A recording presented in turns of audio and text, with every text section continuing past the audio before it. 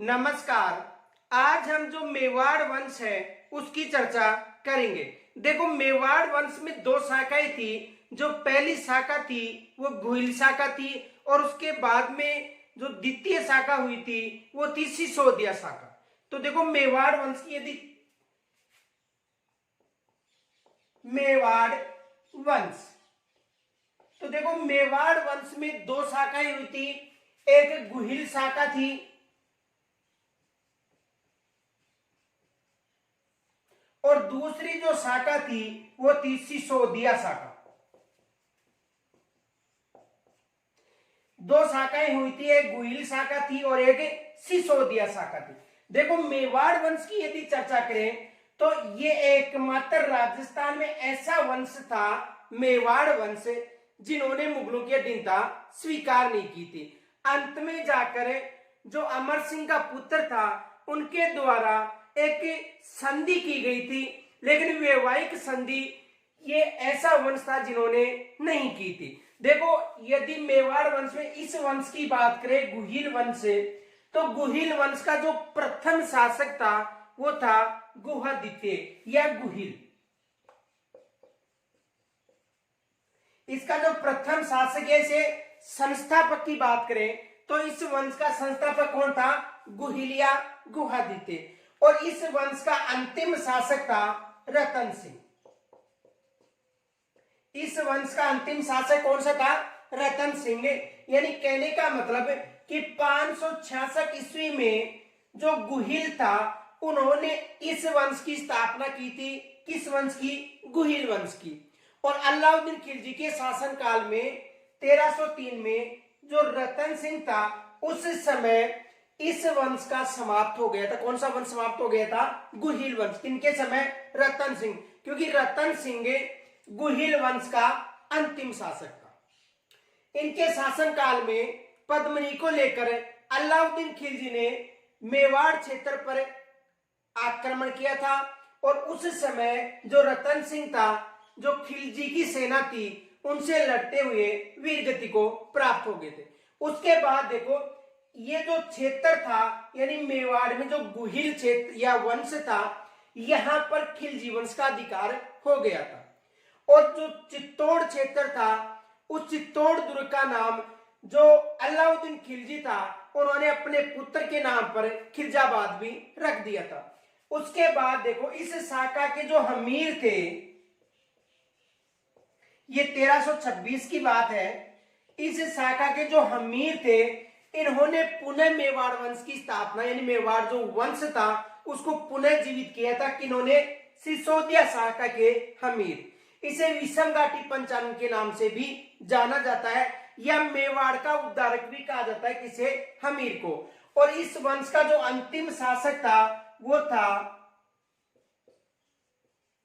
भूपाल सिंह, जो राजस्थान के एकीकरण में, यानी राजस्थान का जो एकीकरण का चरण था उस समय तक इस वंश की स्थापना हुई थी। किस वंश की? सिसोदिया वंश की। यानी हमीर से लेकर भोपाल सिंह तक का जो शासन काल था वो सिसोदिया वंश के नाम से जाना जाता है। और गुहिल में जो गुहिल या गुहादित्य से लेकर रतन सिंह के तक का जो शासन काल है उसे गुहिल वंश के नाम से जाना जाता है। ये जो गुहिल वंश है इसे गहलोत वंश के नाम से भी जाना जाता है। देखो, राजस्थान में ये ऐसा वंश था एकमात्र जिन्होंने किसी की भी अधीनता स्वीकार नहीं की थी। कौन सा वंश? गुहिल वंश। देखो, गुहिल वंश ने किसी की भी अधीनता स्वीकार नहीं की थी। तो यदि मेवाड़ वंश की बात करें तो मेवाड़ वंश में दो शाखाएं हुई थी। पहली शाखा थी गुहिल शाखा और दूसरी शाखा थी सिसोदिया शाखा। गुहिल शाखा का संस्थापक गुहिल या गुहादित्य को माना जाता है। अंतिम शासक का रतन सिंह को माना जाता है। एग्जाम में देखो प्रश्न आया हुआ भी है कि जो मेवाड़ का गुहिल वंश है इसका वंश जो अंत है, यानी जो मेवाड़ का गुहिल वंश है इसका अंत किन्होंने किया था? तो 1303 में जो अलाउद्दीन खिलजी यानी खिलजी जो वंश था उसके कारण इस वंश का क्या हो गया था? अंत हो गया था। इसी की एक शाखा थी सिसोदिया शाखा, सिसोदिया शाखा के जो अमीर था, यानी 1326 ईस्वी की बात है, उन्होंने मेवाड़ वंश को पुनर्जीवित किया और ये वंश महाराणा जो भोपाल सिंह था, राजस्थान के एकीकरण के समय तक ये वंश रहा था। तो सबसे लंबा वंश जिन्होंने किसी की अधीनता स्वीकार नहीं की, वो कौन सा वंश था? मेवाड़ वंश। और मेवाड़ वंश को हिंदू सुरजवा वंश के नाम से भी जाना जाता है। और यदि एग्जाम में ये भी प्रश्न बन सकता है कि ऐसा कौन सा वंश था जिन्होंने सबसे पहले मुगलों की अधीनता स्वीकार की थी? तो देखो, सबसे पहले जो मुगलों की अधीनता स्वीकार करने वाला जो वंश था, वो आमेर का यानी जयपुर का कछुआ वंश था। और जयपुर का जो शासक यानी आमेर का शासक है जो भारमल था, उन्होंने अकबर की अधीनता स्वीकार की थी। तो यदि अधीनता के बारे में, यदि मुगलों की अधीनता के बारे में यदि प्रश्न बनता है, तो प्रश्न बन सकता है कि ऐसा कौन सा वंश था जिन्होंने मुगलों की अधीनता स्वीकार नहीं की थी? गुहिल वंश था। ऐसा कौन सा वंश है जिन्होंने, जो मुगल थे, उनकी सबसे पहले अधीनता स्वीकार की थी? तो आमेर का कछुआ वंश था जिन्होंने मुगलों की सबसे पहले अधीनता स्वीकार की थी। तो देखो, आज हमें मेवाड़ वंश में सबसे पहले किस वंश की चर्चा करेंगे? गुहिल वंश की। और गुहिल वंश का जो प्रारंभ था गुहिल या गुहादित्य से लेकर रतन सिंह तक रहा था। अब देखो, जो मेवाड़ वंश है, इसमें जो गुहिल वंश है, इसकी उत्पत्ति को लेकर अलग अलग इतिहासकारों ने अलग अलग तर्क दिए हैं। कुछ इतिहासकार अलग तर्क देते हैं, कुछ इतिहासकार अलग। तो देखो, इस वंश की उत्पत्ति को लेकर जो इतिहासकार है उनके क्या तर्क है, उनकी चर्चा सबसे पहले करेंगे।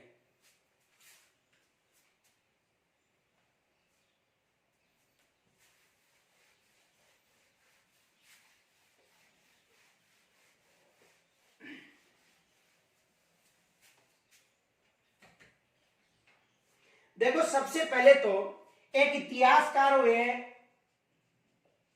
अबुल फजल, यानी जो इतिहासकार अबुल फजल हैं, उन्होंने ये बताया था कि जो गुहिल है ये ईरानी वंशज है, यानी ईरान का जो बादशाह था नौशेरवा, उनके वंशज बताया था कि इन्होंने अबुल फजल ने। देखो, याद रखना, इतिहासकारों के संबंध में जो भी तर्क है वंश से संबंधी, वो भी एग्जाम में अधिकतर पूछे जाते हैं। तो देखो, अबुल फजल ने कहा था कि ईरान का बादशाह, यानी कहने का मतलब है ईरान का जो बादशाह था नौशेरवा,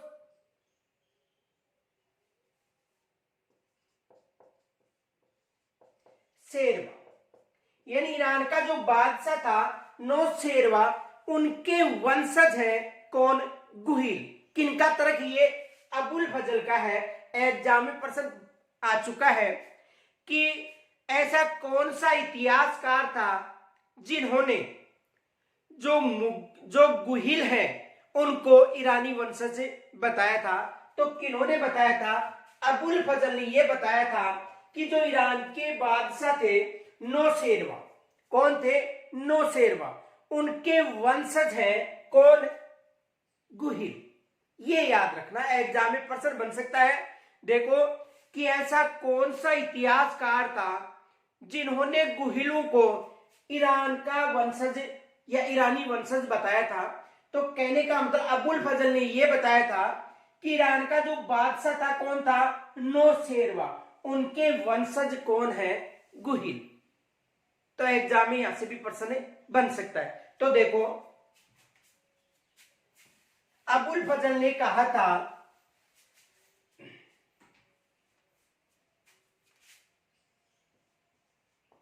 इन्होंने मेवाड़ के गुहिलों को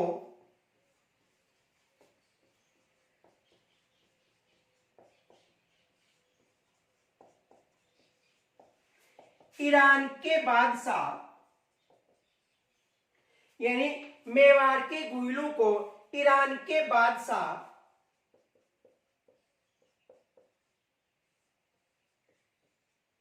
नौशेरवा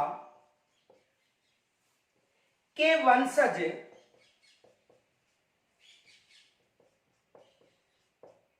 बताया है। यानी कहने का मतलब जो अबुल फजल है उन्होंने ये कहा था कि जो मेवाड़ के जो गुहिल है वो ईरानी बादशाह नौशेरवा के वंशज है। किनके अनुसार बताया गया था? अबुल फजल के अनुसार बताया गया था।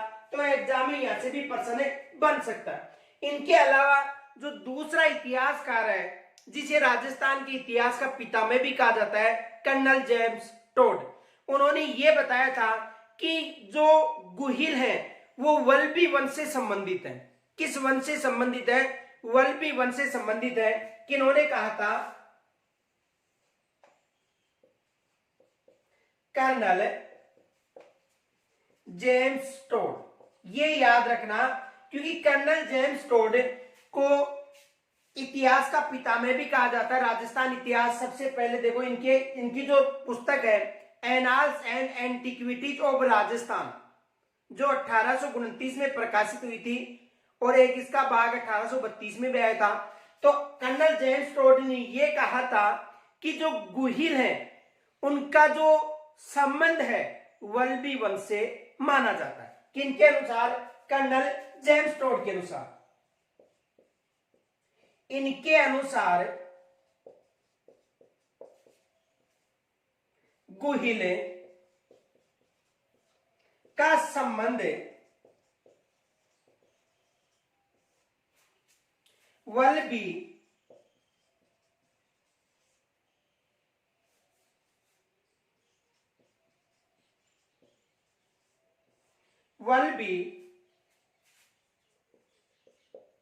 वंश से माना जाता है। देखो जो कर्नल जेम्स टोड है इनके अनुसार यह बताया जाता है कि इनका जो संबंध है, किनका? गुहिलों का। इनका जो संबंध है वो किस वंश से है?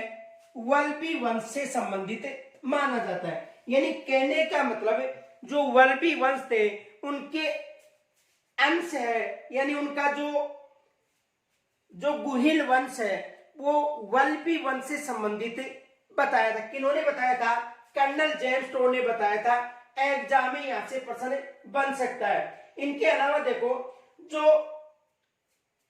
कविराज श्यामलदास है उनकी एक रचना है वीर विनोद।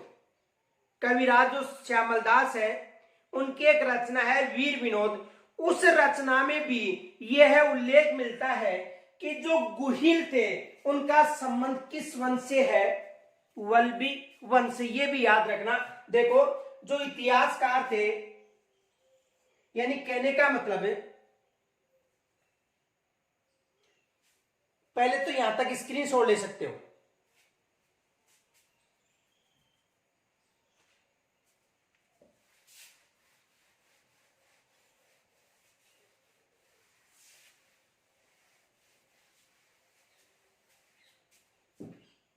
देखो कवि राजा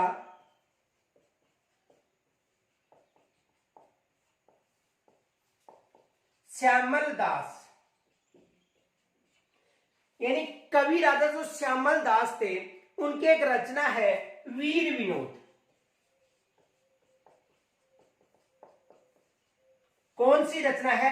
वीर विनोद। ये याद रखना कि कवि राजा श्यामल दास की जो रचना है, कौन सी रचना? वीर विनोद। यानी इस रचना में यह बताया गया है कि मेवाड़ के गुहिल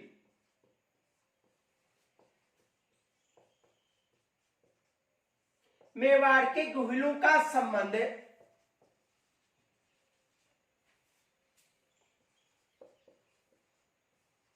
वल्लभी वंश से है।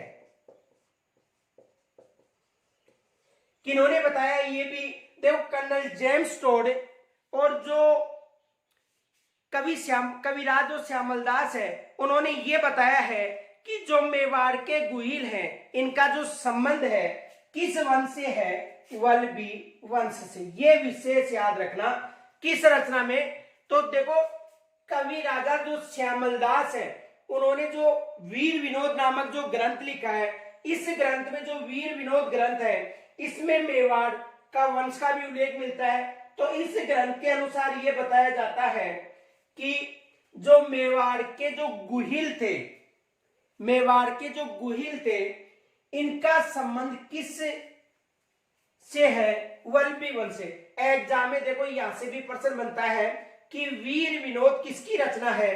तो वीर विनोद कवि राजा श्यामलदास की रचना है। वीर विनोद किसकी रचना है? कवि राजा श्यामलदास की। और इस ग्रंथ में किसका उल्लेख मिलता है? मेवाड़ का उल्लेख मिलता है। देखो एग्जाम में एक बार प्रश्न भी पूछा जा चुका है कि जो चित्तौड़गढ़ दुर्ग है, जो चित्तौड़गढ़ दुर्ग है उसका नाम चित्रांगद यानी निर्माण करने वाला, जो चित्तौड़गढ़ दुर्ग का जो निर्माण करता है, निर्माण करने वाला जो चित्रांगद मौर्य है उसका उल्लेख किस में मिला था? वीर विनोद में मिला था। तो यहां से भी एग्जाम में प्रश्न बन चुका है। इनके अलावा देखो दूसरा जो देखो एग्जाम में ये भी प्रश्न आ चुका है जो आपको कमेंट्स के द्वारा बताना है।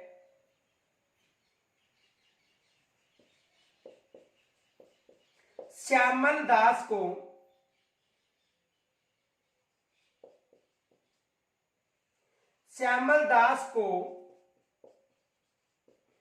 किस मेवाड़ शासक ने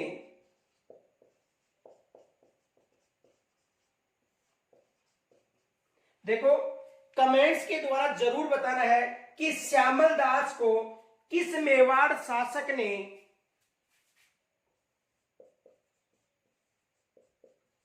कवि राजा की उपाधि दी थी? यह आपको कमेंट्स के द्वारा बताना है कि श्यामलदास को मेवाड़ के किस शासक ने कवि राजा की उपाधि दी थी। यह आपको कमेंट्स के द्वारा जरूर बताना है। तो वीर विनोद के अनुसार मेवाड़ का जो संबंध है किस वंश से है? वल्लभी वंश से। और इनके अलावा इस ग्रंथ में मेवाड़ वंश का उल्लेख मिलता है। तो यहां तक स्क्रीनशॉट ले सकते हो।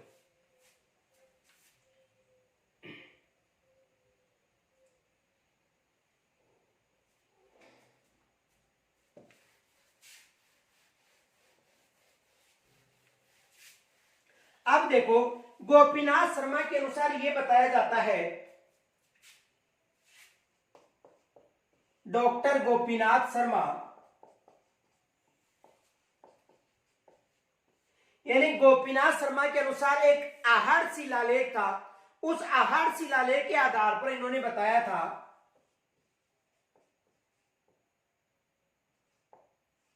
आहड़ शिलालेख। देखो इस शिलालेख का अध्ययन करने के बाद जो गोपीनाथ शर्मा थे उन्होंने ये बताया था कि जो गुहिल थे उनका संबंध ब्राह्मण वंश से था और ये आनंदपुर नामक क्षेत्र के रहने वाले थे। किन्होंने बताया था? गोपीनाथ शर्मा ने। किसके आधार पर? आहड़ शिलालेख के आधार पर। किस शिलालेख के आधार पर? आहड़ शिलालेख के आधार पर यह बताया था कि मेवाड़ के गुहिले ब्राह्मण वंश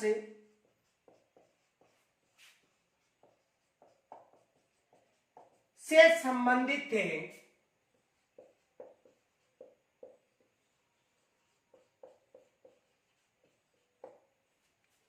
जो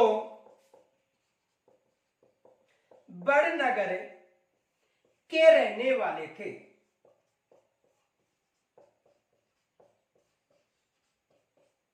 देखो यानी गोपीनाथ शर्मा ने जो एक शिलालेख था, कौन सा शिलालेख? आहड़ शिलालेख। इस शिलालेख में यह बताया था कि जो मेवाड़ के गुहिल हैं इनका जो संबंध है वो ब्राह्मण वंश से था और ये बड़नगर क्षेत्र में रहने वाले थे।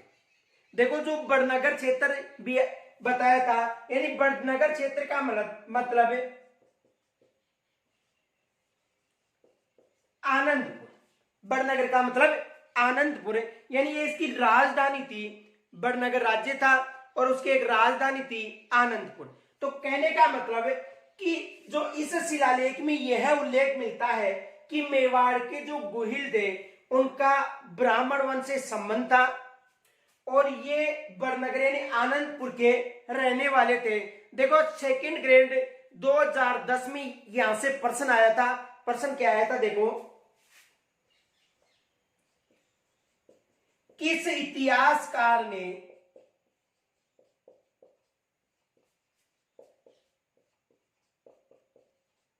मेवाड़ के गुहिलों को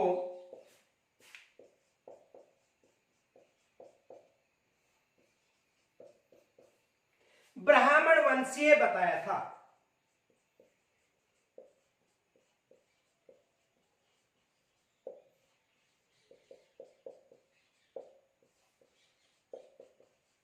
देखो इनके अलावा अन्य इतिहासकार भी ब्राह्मण वंशीय बताए थे, लेकिन जो ऑप्शन के अनुसार था तो देखो एक तो था वहां पर वीर यानी श्यामलदास था, कर्नल जेम्स टोड था, इनके अलावा डॉक्टर दशरथ शर्मा था। तो देखो किस इतिहासकार ने मेवाड़ को गुहिल वंशों का यानी जो मेवाड़ के जो गुहिल हैं उनको ब्राह्मण वंशीय बताया था? सेकंड ग्रेड 2010 में ये प्रश्न पूछा गया था, ये याद रखना। सेकंड ग्रेड 2010 में ये प्रश्न आया था और इसके अनुसार कौन था? डॉक्टर गोपीनाथ शर्मा। ये याद रखना, डॉक्टर गोपीनाथ शर्मा ने यह कहा था कि जो मेवाड़ के गुहिल है ये ब्राह्मण वंशीय है और ये बड़नगर यानी आनंदपुर क्षेत्र के रहने वाले थे। बड़नगर यानी आनंदपुर क्षेत्र के रहने वाले थे। किसके अनुसार? आहड़ शिलालेख के अनुसार। और किन्होंने बताया था? गोपीनाथ शर्मा ने बताया था। यहां से एग्जाम में भी प्रश्न बन चुका है, तो ये भी विशेष याद रखना। यहां तक आप स्क्रीनशॉट ले सकते हो।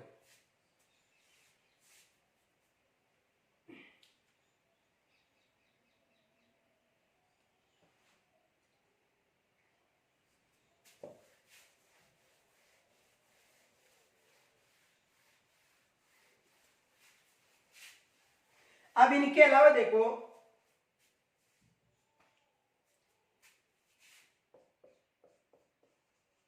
एकलिंग महात्म्य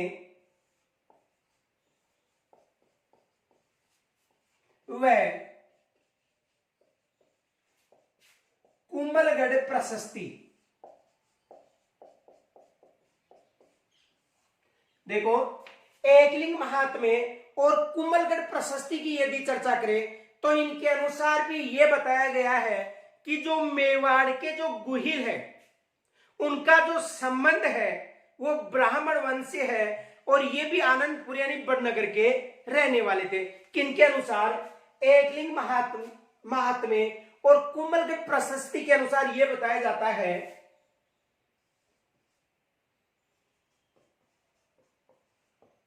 मेवाड़ के गुहिले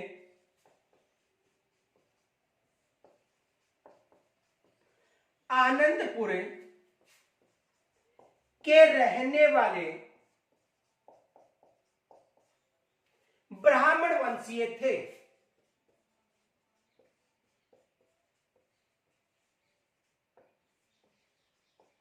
देखो यानी कहने का मतलब है जो एकलिंग महात्म्य व कुंभलगढ़ प्रशस्ति है इनके अनुसार यह बताया जाता है कि जो मेवाड़ के जो गुहिल थे, जो मेवाड़ के गुहिल थे यानी आनंदपुर का मतलब बड़नगर, आनंदपुर या बड़नगर के रहने वाले थे और किस वंश से संबंधित थे?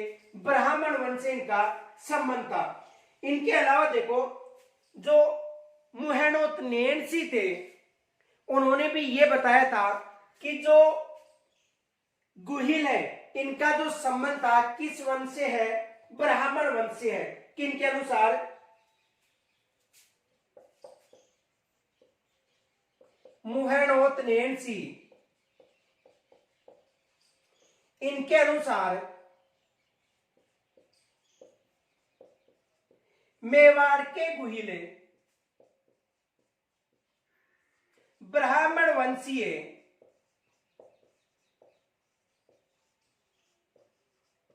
थे। देखो मुहैणोतनेनसी ने भी यह समर्थन किया है कि जो मेवाड़ के जो गुहिल थे वो ब्राह्मण वंश से संबंध रखते थे। किस वंश से? ब्राह्मण। तो देखो एकलिंग महात्म्य की बात करें और कुंभलगढ़ प्रशस्ति के अनुसार भी इनका जो संबंध था वो किनसे था? ब्राह्मण वंश से था। इनके अलावा जो मुहैणोतनेनसी थे इनके अनुसार भी इनका संबंध किससे था? ब्राह्मण से। इनके अलावा देखो मुहैणोतनेनसी और कर्नल जेम्स टोड ने यह बताया था कि मेवाड़ में जो गुहिल वंश था उससे संबंधित 24 शाखाएं थी। एग्जाम में यह भी प्रश्न पूछा जा चुका है। देखो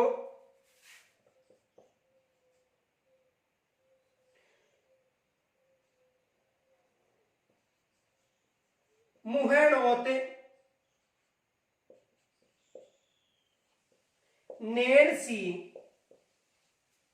व कर्नल जेम्स टोड,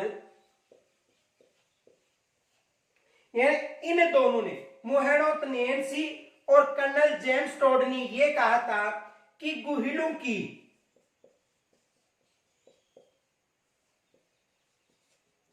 चौबीस शाखाएं थी। ये याद रखना, यहां से भी एग्जाम में प्रश्न आ चुका है। देखो यानी कहने का मतलब एकलिंग महात्म्य और कुंभलगढ़ प्रशस्ति पूछा जाए तो इनके अनुसार ये आनंदपुर यानी बड़नगर के रहने वाले थे और ब्राह्मण वंशीय थे। यदि नेनसी की बात करें तो इन्होंने भी जो मेवाड़ के गुइल है उनको ब्राह्मण वंश बताया था। इनके अलावा मुहैणोतनेनसी और कर्नल जेम्स टोड ने मेवाड़ की जो गुहिल है, मेवाड़ का जो गुहिल है इसकी 24 शाखाएं बताई थी। ये भी विशेष याद रखना क्योंकि एग्जाम में ये भी सेकंड ग्रेड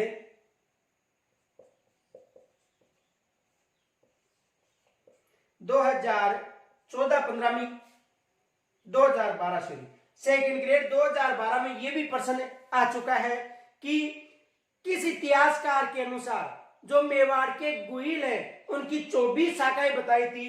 तो वहां पर ऑप्शन में कौन था? Colonel James Tod. लेकिन मुहैणोतनेनसी और कर्नल जेम्स टोड दोनों ने जो मेवाड़ वंश है उसकी 24 शाखाएं बताई थी। तो ये भी विशेष याद रखना, एग्जाम में यहां से भी प्रश्न आया हुआ है। तो देखो एकलिंग महात्मा, कुंभलगढ़ प्रशस्ति, नेनसी जो मुहैणोतनेनसी है जिसका संबंध मारवाड़ राज दरबार से था। इसका संबंध किस राज दरबार से था? मारवाड़ राज दरबार से था। तो इनके अनुसार भी मेवाड़ में जो गुइल है उनको ब्राह्मण वंशीय बताया है। तो यहां तक स्क्रीनशॉट ले सकते हो।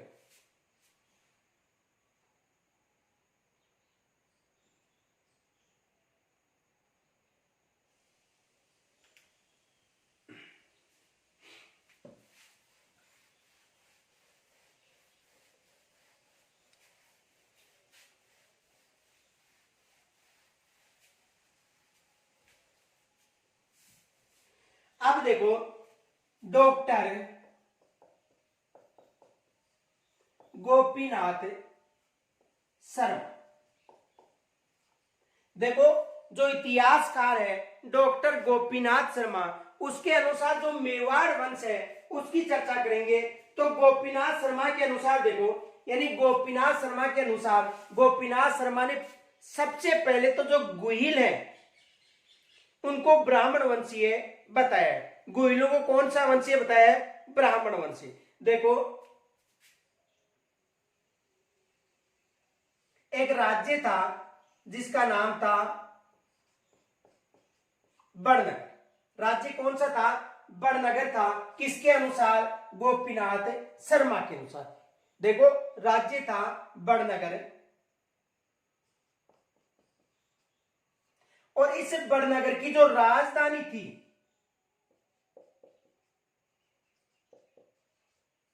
वो थी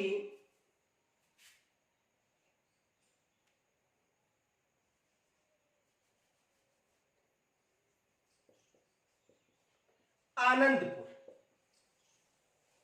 देखो गोपीनाथ शर्मा ये बताता है कि एक राज्य था और उस राज्य का नाम था बड़नगर और इस राज्य की राजधानी कौन सी थी?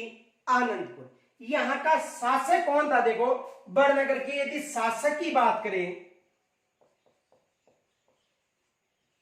तो शासक था शिलादित्य। शासक कौन था? शिलादित्य। देखो गोपीनाथ शर्मा के अनुसार राज्य कौन सा था? बड़नगर। इस राज्य की राजधानी कौन सी थी? आनंदपुर इसकी राजधानी थी। शासक कौन था? शासक था शिलादित्य। अब देखो इस राज्य के पास यदि बात करें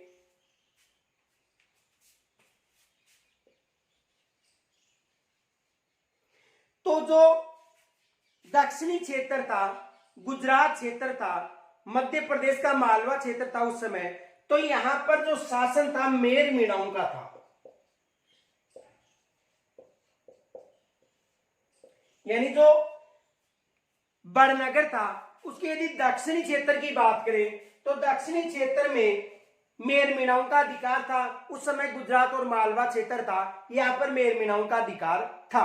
अब देखो गोपीनाथ शर्मा ये बताते हैं कि बड़नगर राजधानी कौन सी थी? आनंदपुर। शासक कौन था? शिलादित्य। देखो मेर मीणाओं ने यहां पर आक्रमण किया।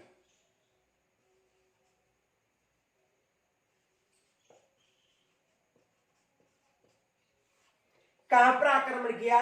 बड़नगर मान लो या राजधानी आनंदपुर, यानी बड़नगर या आनंदपुर पर आक्रमण किया। किन्होंने किया?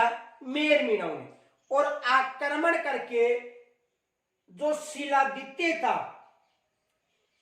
इनके यानी शिलादित्य के संपूर्ण वंश को इस आक्रमण में जो मेर मीणा थे उन्होंने समाप्त कर दिया। किसके वंश को?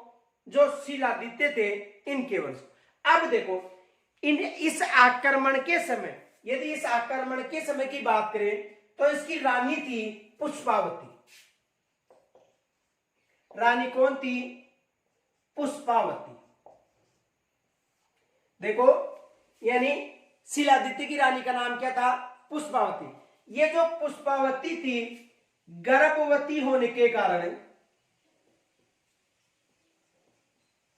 ये गर्भवती थी और उस समय ये भ्रमण के लिए गई हुई थी। कौन? रानी पुष्पावती। यानी जब मेर मीणा बड़नगर पर आक्रमण करके जो शिलादित्य है इसके साम्राज्य को समाप्त करते हैं, उस समय जो रानी पुष्पावती थी वो एक गर्भवती थी और भ्रमण के लिए गई हुई थी। कौन? पुष्पावती।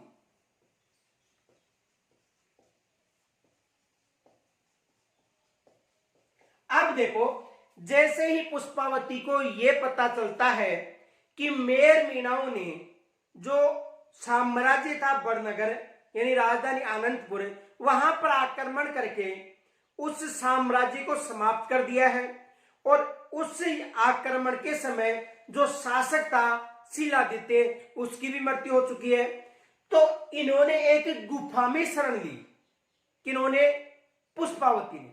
और उस समय जो अलग अलग इतिहासकारों का मानना है, कुछ किंवदंतियां भी हैं कि जब शिलादित्य की जो रानी थी पुष्पावती वो भ्रमण के लिए गई हुई थी, उस समय उसके साथ एक ब्राह्मण भी था जिसका नाम था विजयदित्य ब्राह्मण। इसके साथ जो ब्राह्मण था उसका नाम था विजयदित्य नामक ब्राह्मण। तो जो पुष्पावती थी उन्होंने एक गुफा में शरण ली और शरण लेने के बाद में कुछ दिनों बाद में उन्होंने एक बच्चे को जन्म दिया था। उस बच्चे का नाम उस गुफा के नाम पर गुहा पड़ा था। उस बच्चे का नाम क्या पड़ा था? गुफा के कारण, गुफा में जन्म देने के कारण उसका नाम क्या पड़ा था? गुहा। और जो शिलादित्य था इसका जो गोत्र था वो कौन सा था? दित्य। और इनके साथ जो ब्राह्मण था जिनका नाम था विजयदित्य, वो भी ब्राह्मण यानी जो दित्य गोत्र से था। तो देखो गुहा में जन्म दिया, यानी गुफा का मतलब गुहा में। और जो शिलादित्य उनका गोत्र था दित्य, तो इसका नाम हो गया गुहादित्य। गुहादित्य गुहिल वंश का संस्थापक माना जाता है। तो इन्होंने गुफा में जन्म दिया और जो रानी पुष्पावती थी इस बच्चे को जो ब्राह्मण था विक्रम, जो ब्राह्मण था उसको सौंपकर यानी पुष्पावती ने गुफा में जन्म दिया, और गुफा में जन्म देने के बाद उस ब्राह्मण को, जो विजयादित्य ब्राह्मण था, उसको सौंपकर वहीं ये बताया जाता है कि उसकी मृत्यु हो गई थी। और जो गुहादित्य था, जिसे गुहिल के नाम से भी जाना जाता है, बड़ा होने पर 566 ईस्वी में उन्होंने यहां पर आक्रमण किया, किस क्षेत्र पर, बड़नगर, जिसकी राजधानी कौन सी थी, आनंदपुर। 566 ईस्वी में यहां पर मेर मीणाओं को उन्होंने पराजित किया, और पराजित करने के बाद उन्होंने अपने वंश की स्थापना की, जो गुहिल वंश के नाम से जाना जाता है। किसके अनुसार, डॉक्टर गोपीनाथ शर्मा के अनुसार। देखो एक बार दोबारा समझो, डॉक्टर गोपीनाथ शर्मा ये बताते हैं कि एक राज्य था, राज्य का नाम क्या था, बड़नगर। इस राज्य की राजधानी कौन सी थी, आनंदपुर। यहां का शासक कौन था, शिलादित्य। रानी कौन थी, पुष्पावती। पड़ोसी क्षेत्र में किनका अधिकार था, मेर मीणाओं का। मेर मीणाओं ने कहां पर आक्रमण किया, बड़नगर, या राजधानी भी आ सकता आनंदपुर। इस आक्रमण के समय जो रानी पुष्पावती थी, वो भ्रमण के लिए गई हुई थी, और एक गर्भवती थी। जब ये तो भ्रमण के लिए गई हुई थी, उस समय मेर मीणाओं ने कहां पर आक्रमण किया, बड़नगर पर। उस आक्रमण के समय शिलादित्य क्या हो गई थी, मृत्यु हो गई थी। उसके बाद जब रानी पुष्पावती को पता चलता है कि शिलादित्य की मृत्यु हो चुकी है, कि उन्होंने अधिकार कर लिया मेर मीणाओं ने, तो उन्होंने एक गुफा में शरण ली। गुफा का मतलब गुहा। उस गुफा में शरण ली, और वहां पर एक बच्चे को जन्म दिया, जिसका नाम उस गुफा के नाम पर गुहा रखा गया। और जो शिलादित्य था, इनका जो गोत्र था, ब्राह्मण वंशीय था, इनका गोत्र कौन सा था, दित्य। उसका नाम हो गया गुहादित्य।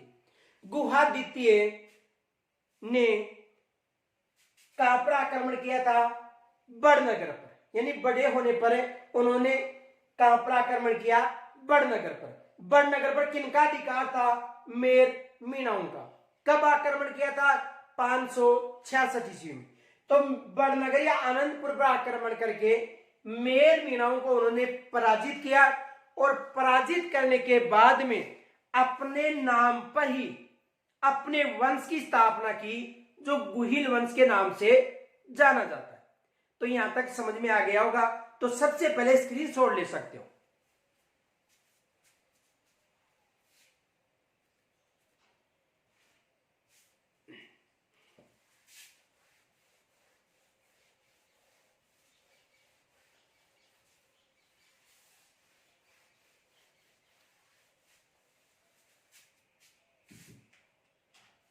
देखो, डॉक्टर गोपीनाथ शर्मा के अनुसार बड़नगर एक राज्य था। यानी किसके अनुसार, गोपीनाथ शर्मा के अनुसार बड़नगर एक राज्य था। उसकी राजधानी आनंदपुर थी। उसकी राजधानी कौन सी थी, आनंदपुर थी।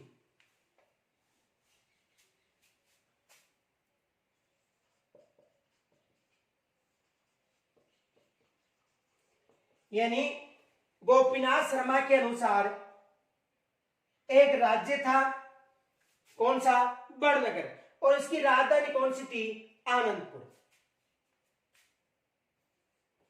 इसका शासक शिलादित्य था।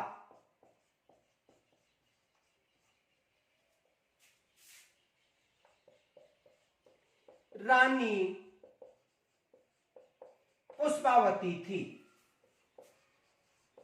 रानी कौन थी, पुष्पावती। यानी कहने का मतलब है कि एक बड़नगर क्षेत्र था, राजधानी आनंदपुर थी, और शासक कौन था, शिलादित्य, और रानी का नाम क्या था, पुष्पावती। देखो,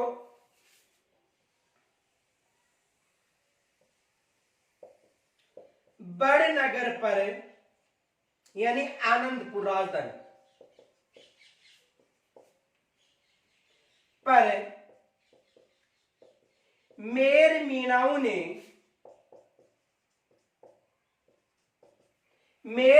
ने आक्रमण किया, आक्रमण करके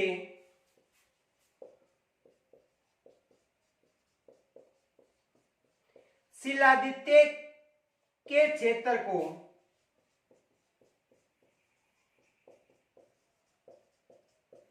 अपने अधिकार में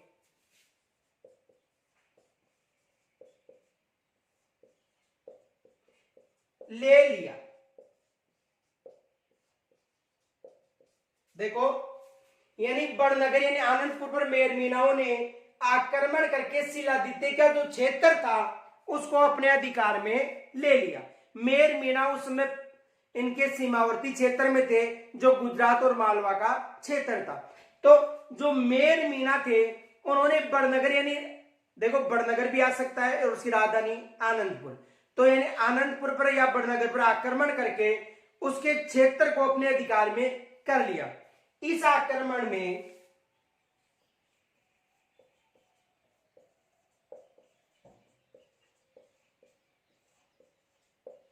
शिलादित्य की मृत्यु हो गई थी।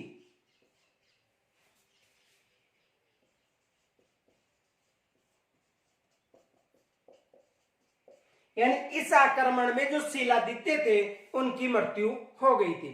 ये याद रखना किसके अनुसार, गोपीनाथ शर्मा के अनुसार, कि बड़नगर एक राज्य था, उसकी जो राजधानी थी आनंदपुर थी, इसका शासक शिलादित्य था, रानी कौन थी, पुष्पावती थी।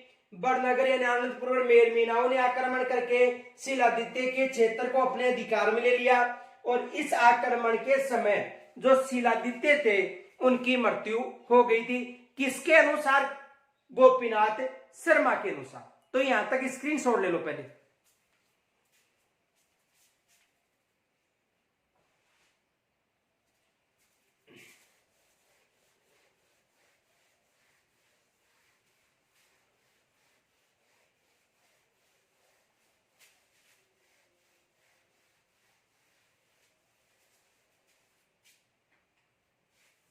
अब देखो, जब मेर मीणाओं ने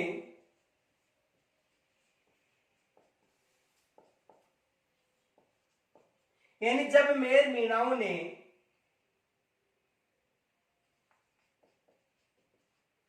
आनंदपुर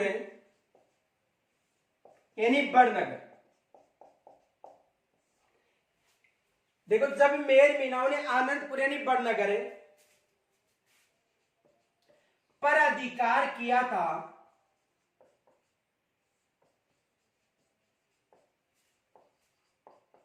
उस समय रानी पुष्पावती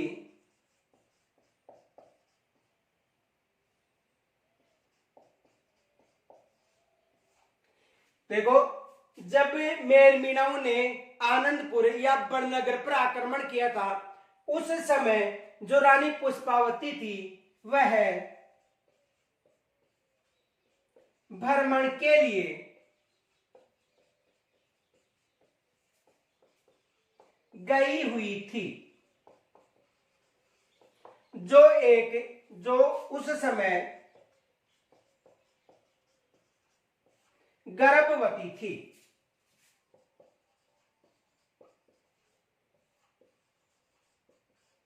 यानी उस समय वह भ्रमण के लिए गई हुई थी और गर्भवती थी।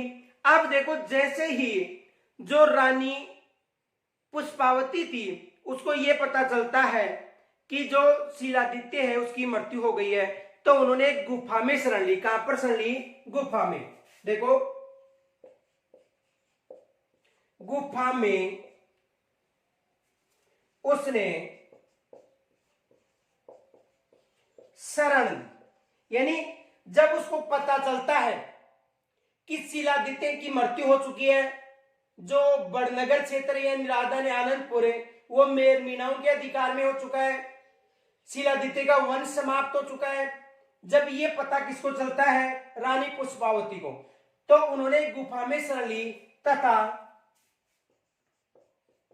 एक बच्चे को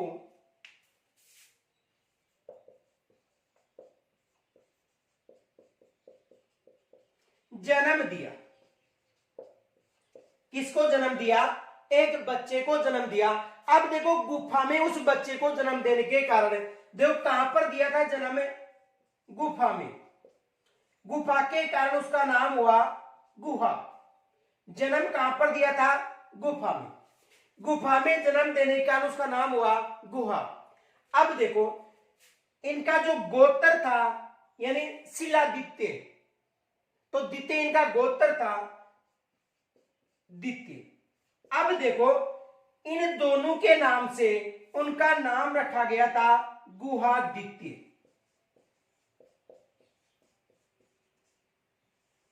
उनका नाम रखा गया था, देखो गुफा में गुहा, विजय द्वितीय, द्वितीय इनका गोत्र था, इसी कारण उसका नाम रखा गया था गुहादित्य, जिसे गुहिल के नाम से भी जाना जाता है। इस गुहादित्य को गुहिल के नाम से भी पुकारा गया था और इन्हीं के नाम पर जो मेवाड़ का प्रारंभ वंश था उसे गुहिल वंश के नाम से जाना जाता है।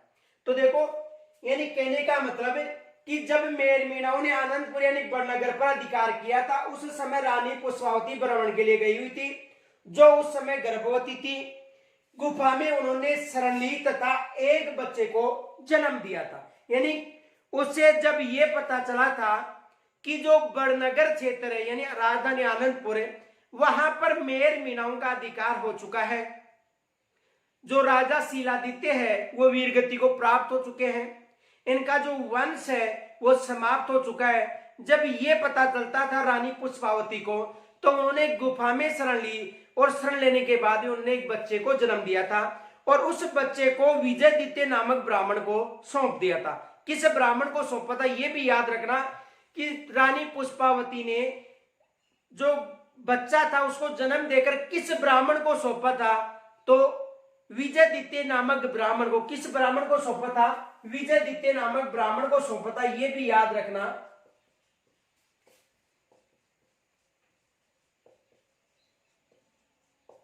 किस ब्राह्मण को सौंपा था? विजयदित्य ब्राह्मण को सौंपा था। कुछ इतिहासकार ये बताते हैं कि विजयदित्य का गोत्र था और कुछ इतिहासकार बताते हैं कि शिलादित्य का, लेकिन दोनों का गोत्र एक ही था, दोनों ब्राह्मण थे। किसके अनुसार? गोपीनाथ शर्मा के अनुसार।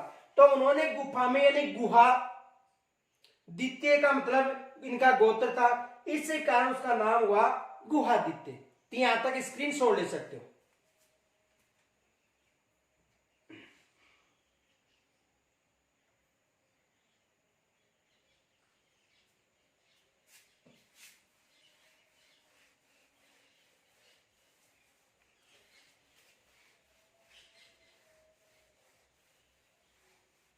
अब देखो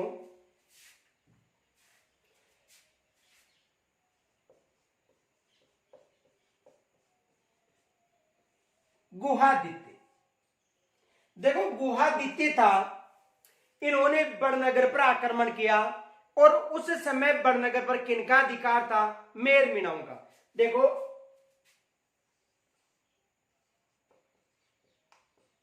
बड़नगर है, राजधानी कौन सी थी? आनंदपुर। तो देखो गुहादित्य ने यहां पर आक्रमण किया।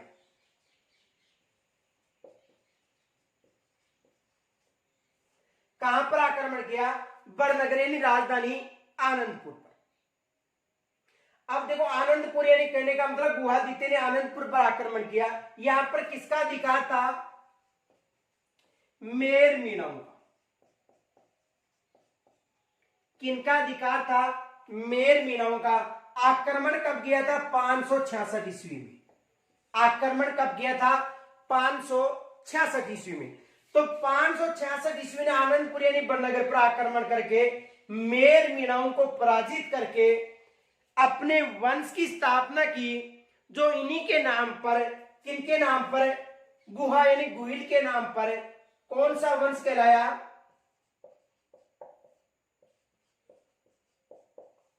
गुहिल वंश। कौन सा वंश कहलाया?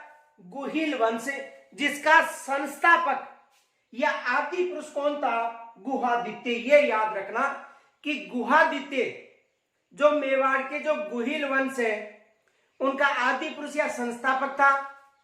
इन्होंने बड़नगर जो आनंदपुर क्षेत्र था वहां के मेर मीणाओं को पराजित किया और पराजित करके अपने वंश की स्थापना की। उस वंश का संस्थापक कौन था? गुहादित्य। और ये वंश यानी देखो 1303 में जो रतन सिंह था, यानी 1303 में मेवाड़ का शासक कौन था? रतन सिंह। तो यहां तक रतन सिंह पर जो अलाउद्दीन खिलजी आक्रमण करता, जो मेवाड़ का प्रथम शाखा था, वहां तक ये वंश रहा था। कौन सा वंश? गुहिल वंश। यानी गुहिल वंश गुहादित्य से लेकर यानी 566 ईस्वी से लेकर 1303 तक जो वंश रहा था वो कौन सा वंश रहा था? गुहिल वंश। देखो 1303 से लेकर 1326 के मध्य जो मेवाड़ क्षेत्र था ये खिलजी वंश के अधीन था। किस वंश के अधीन था? खिलजी वंश के अधीन था। तो देखो गुहिल वंश गुहादित्य से लेकर 566 ईस्वी से लेकर 1303 तक यानी रतन सिंह के समय तक जो इस क्षेत्र में किनका अधिकार था? गुहिलों का अधिकार था। और 1326 के बाद में इसी वंश की एक शाखा थी, सिसोदिया शाखा, उन्होंने मेवाड़ पर अधिकार किया और शासक था हमीर, जिसे विषमघाटी पंचानन या मेवाड़ का उद्धारक के नाम से भी जाना जाता है। तो यहां तक विशेष याद रखना, गुहादित्य ने 566 ईस्वी में बड़नगर यानी आनंदपुर पर आक्रमण किया। उस समय यहाँ पर मेर मेणाओं का अधिकार था। विजय प्राप्त करके 566 ईस्वी में अपने वंश की स्थापना की, जो कौन सा वंश कहलाया था? गुहिल वंश कहलाया था। तो यहां तक स्क्रीनशॉट ले सकते हो।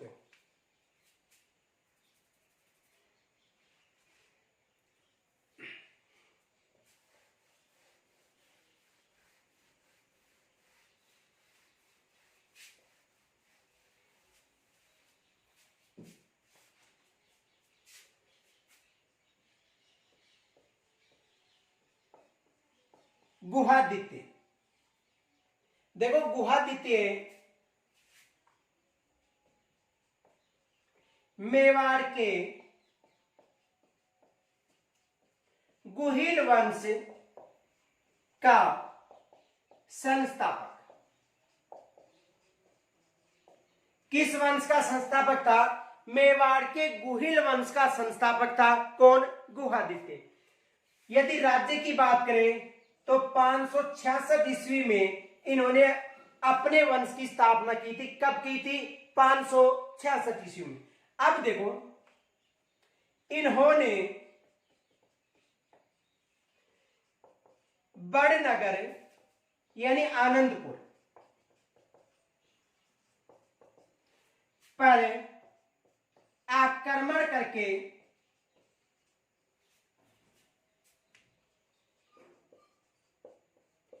मेर मीणाओं को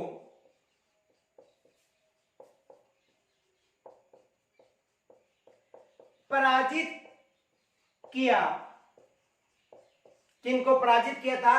यानी इन्होंने बड़नगर आनंदपुर पर आक्रमण करके मेर मीणाओं को पराजित किया था। किन्होंने किया था? गुहादित्य ने।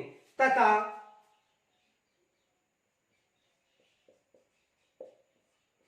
566 ईस्वी में गुहिल वंश की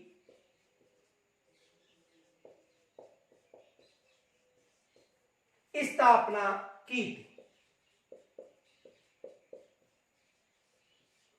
किस वंश की स्थापना की थी? गुहिल वंश की स्थापना की थी। किन्होंने की थी? गुहादित्य ने। और इन्हीं के नाम पर जो वंश था वो गुहिल वंश, इसे गहलोत वंश के नाम से भी जाना जाता है। ये भी याद रखना, कई जगह गुहिल वंश की जगह गहलोत वंश भी पूछा गया था। देखो राजस्थान पुलिस 2007 में प्रश्न आया था। प्रश्न क्या था? पहले यहां तक स्क्रीनशॉट ले सकते हो।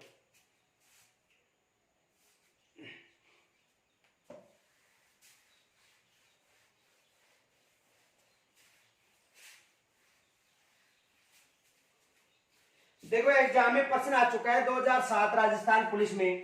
प्रश्न ये था,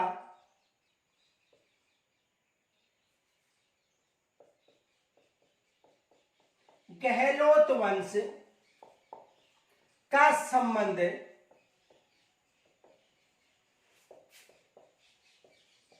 किससे था?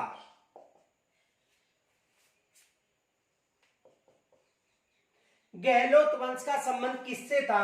देखो, मारवाड़,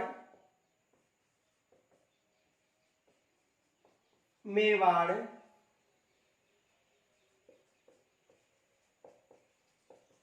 आमेर, सांबा। तो देखो, यानी जो मेवाड़ था उसमें जो गुहिल वंश था, कौन सा वंश? गुहिल वंश। इसी वंश को अपवंश के रूप में कौन सा वंश? गहलोत वंश से पुकारा गया था। तो गहलोत वंश का संबंध, कई जगह गहलोत की जगह गुहेलोत वंश भी मिल सकता है। देखो, गहलोत या गुहेलोत वंश भी मिल सकता है। तो इसका संबंध किस वंश से था? मेवाड़ वंश से। देखो, मेवाड़ वंश में दो वंश हुए, ये याद रखना। एक गुहिल वंश था और दूसरा कौन सा वंश था? सिसोदिया वंश। ये भी याद रखना। तो ये भी एग्जाम में प्रश्न आ चुका है राजस्थान पुलिस में 2007 में।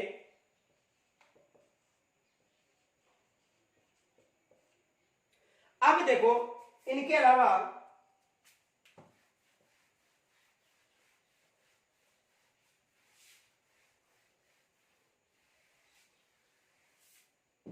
यदि मेवाड़ वंश की बात करें तो मेवाड़ वंश में देखो दो शाखाएं थी, एक गुहिल शाखा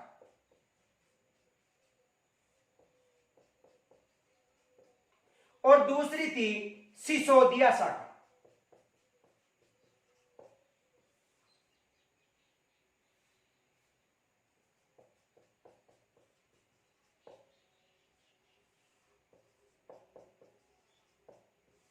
कितनी शाखा थी?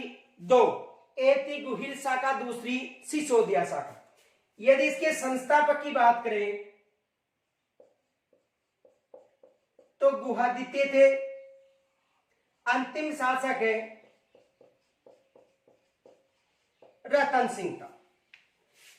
इन्होंने 566 ईस्वी में इस वंश की स्थापना की थी, जो 1303 तक ये वंश रहा था। रतन सिंह पर अलाउद्दीन खिलजी ने आक्रमण किया था और आक्रमण करके इस वंश पर अधिकार कर लिया था रानी पद्मिनी को लेकर। अब देखो, 1303 से लेकर 1326 तक का जो क्षेत्र था, मध्यकाल था, इस समय खिलजी वंश का अधिकार था। किस वंश पर? मेवाड़ वंश पर। अब देखो, 1326 में हमीर, जो सिसोदिया शाखा, यानी जो मेवाड़ की एक शाखा थी सिसोदिया शाखा, उन्होंने पुनः अधिकार किया और शासक कौन था? हमीर। इसे विषम घाटी पंचानन या मेवाड़ का उद्धारक भी कहा जाता है। किसे? हमीर को। इन्होंने कब शासन किया था? 1326 ईस्वी में। उसके बाद जो भूपाल सिंह थे, यानी एकीकरण के समय, और जब मेवाड़ का विलय हुआ था उस समय तक, एकीकरण के समय तक कई जगह देखो भूपाल सिंह भी मिलता है, भोपाल सिंह भी मिलता है। एक ही बात है, भूपाल या भोपाल। तो यानी 1326 से लेकर एकीकरण तक, यानी आधुनिक राजस्थान का जो निर्माण हुआ था, एकीकरण तक, यानी 19 से अधिकार किया था मेवाड़ पर सिसोदिया शाखा। अब देखो, यानी 1303 से लेकर 1326 तक एग्जाम में यहां से प्रश्न बन सकता है कि 1303 से लेकर 1326 के मध्य, यानी इस समय में किनका अधिकार था? खिलजी वंश का अधिकार था। तो तो कहने का मतलब गुहिल शाखा गुहादित्य संस्थापक था, रतन सिंह अंतिम शासक था 566 ईस्वी से लेकर 1303 तक। फिर 1303 में अलाउद्दीन खिलजी ने अधिकार किया और मेवाड़ को अपने पुत्र को सौंप दिया था और उसके नाम पर खिलजाबाद नाम रखा था। इनके अलावा उसके बाद में देखो हमीर ने यहाँ पर पुनर्धिकार किया 1326 ईस्वी की बात है, जो एकीकरण यानी आधुनिक राजस्थान का सिसोदिया शाखा का अधिकारी रहा था। तो यानी कहने का मतलब हमीर से लेकर भूपाल सिंह या भोपाल सिंह जो उदयपुर चरण जब शामिल हुआ था उसके ये राज प्रमुख भी रहे थे। उसके बाद में से महाराजा प्रमुख बना दिया गया था आजीवन किनको, भूपाल सिंह को, जिसे भोपाल सिंह के नाम से भी जाना जाता है। तो ये मेवाड़ वंश में दो शाखाएं हुई थी। तो कल हमें गुहादित्य के बाद में जो इसका शासक बनता है काल भोज या बप्पा रावल, वहां से चर्चा करेंगे। तो यहां तक यदि आपको कोई समस्या है तो मुझे कमेंट्स के द्वारा जरूर बताना, तथा इस आप सभी से निवेदन है कि इस वीडियो को अधिक से अधिक लाइक तथा शेयर